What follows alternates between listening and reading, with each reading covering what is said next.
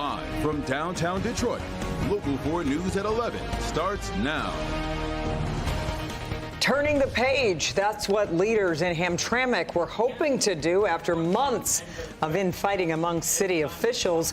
But things quickly went off the rails when an official on leave tried to attend the meeting. This is a story we've been following since the start. Thank you so much for being here. I'm Kimberly Gill. And I'm Ty Steele. If you aren't familiar with this story and its twists and turns, let's catch you up. Here we go. It started in April when an investigation was started to see if two council members lied about their residency. That investigation found one lived in Troy and the other lived in the city of Warren. Then on May 13th, the council voted against removing the two members. 8 days later, Hamtramck Police Chief Alta Harry was suspended amid allegations of misconduct. And that began a chain reaction that saw City Manager Max Garbarino placed on administrative leave for his handling of the suspension and also being linked to the allegations. And then last week, Garbarino sued the city, claiming violations of whistleblower protection laws and civil rights statutes. That brings us to tonight. That was the first meeting back since that lawsuit was filed. Victor Williams was in the meeting for all of it today. Victor, the suspended city manager Garbarino tried to attend this meeting, right? Yeah, that's right. And we're used to seeing drama always playing on at these meetings. Tonight was no different. It is improper for Max to be here today because the police chief wants to come now and there would be an issue. Right out of the gate, sparks were flying in Hamtramck City Council meeting as the city manager on administrative leave, Max Garbarino, was asked by Mayor Amir Ghalib to leave the building. You kick the police chief out of here without giving him an opportunity to defend himself, and you want to be here while you are on paid administrative leave. That's inappropriate. But right before Garbarino was escorted out by police, he had this to say. I'll be kicked out. Threatening another lawsuit, this just days after he recently filed one against Mayor Ghalib and other city leaders, claiming him being placed on administrative leave was because of retaliation and discrimination. Some people who are hired to the city wants to be in control of everything. And their philosophy is either I control you or I will sue you. That's not how things work. Mayor Ghalib insisting Garbarino was only there tonight to keep up trouble. I think Max is here to intimidate the city council and mayor, and he should not be inside the building. If he's still here, I really don't feel safe now. He should be out of the building. Now, council members unanimously voted for the Miller-Johnson law firm to carry out that third-party investigation into not only Garbarino, but others within the city as well.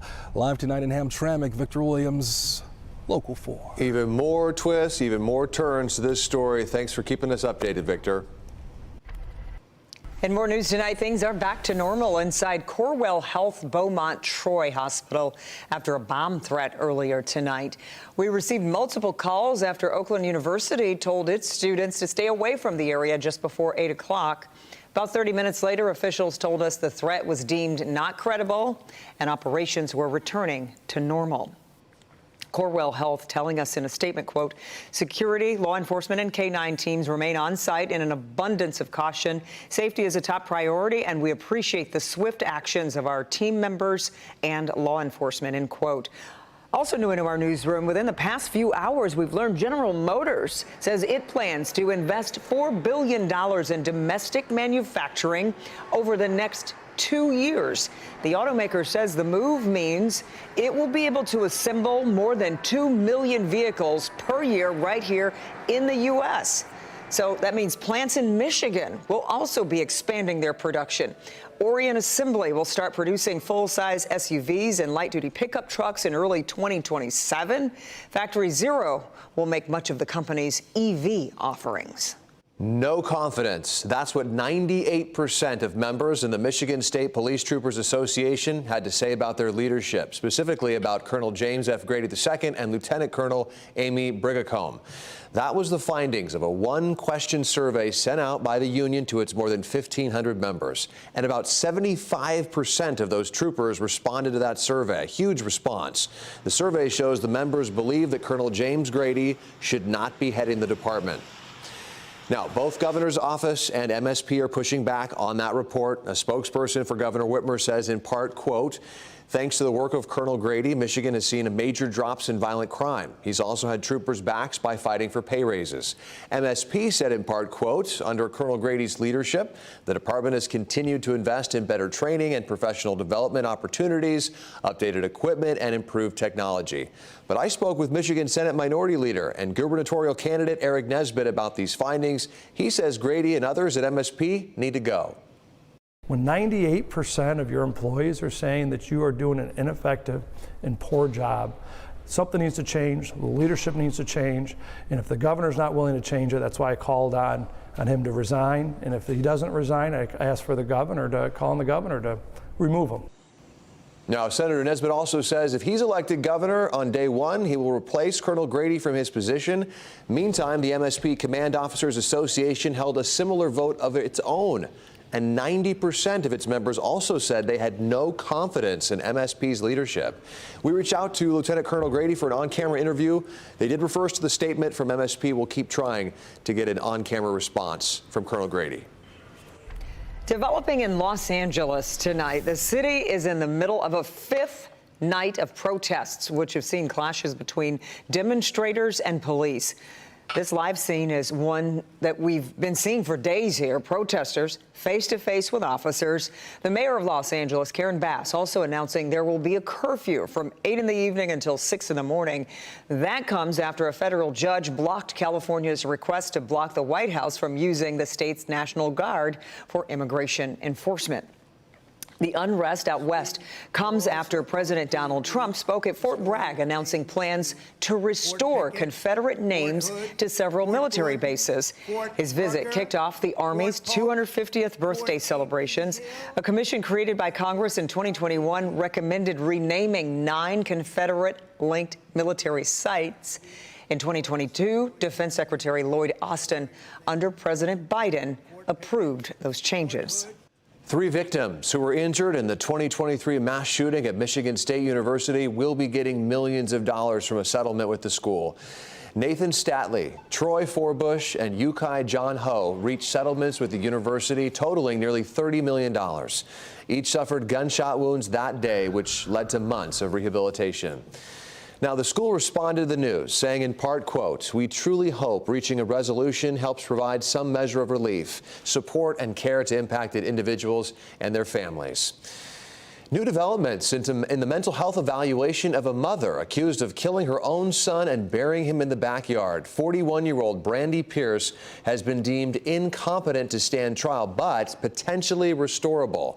That's according to a recent court ruling. Pierce is charged in connection with the death of her 9-year-old son, whose body was found buried behind their home on Woodingham Street on Detroit's west side. She is scheduled to return to court on August 8th. Prosecutors have charged 62-year-old Kamal Abu Darwichi after he was found with a 16-year-old girl who ran away from the Vista Maria facility in Dearborn Heights.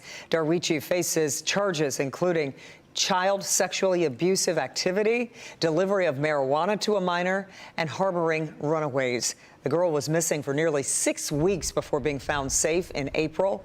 A warrant for Darwichi's arrest was signed June 9th, but he has not yet been arraigned. Vista Maria expressed relief that the girl was found safe. And happening right now on Detroit's west side, police are investigating a double stabbing in the area of Dexter and Humphrey Streets. What led up to the stabbing is unclear, but police say one man is in critical and another is unstable. Police have not commented on if they're still searching for a suspect. Well, if you are planning to catch a concert at Pine Knob this summer, be ready for some serious traffic on 75. Construction along the freeway will have a major impact with just 2 open lanes in each direction between Shashabaw Road and Dixie Highway. Concert goers are encouraged to get there early, carpool if you can, and of course, allow plenty of extra travel time. The summer concert season gets underway June 11th with Halsey. Well, things are about to start looking a little brighter in some parts of Highland Park. Brand new streetlights are being installed. Get a look at this one, now up on Louise Street.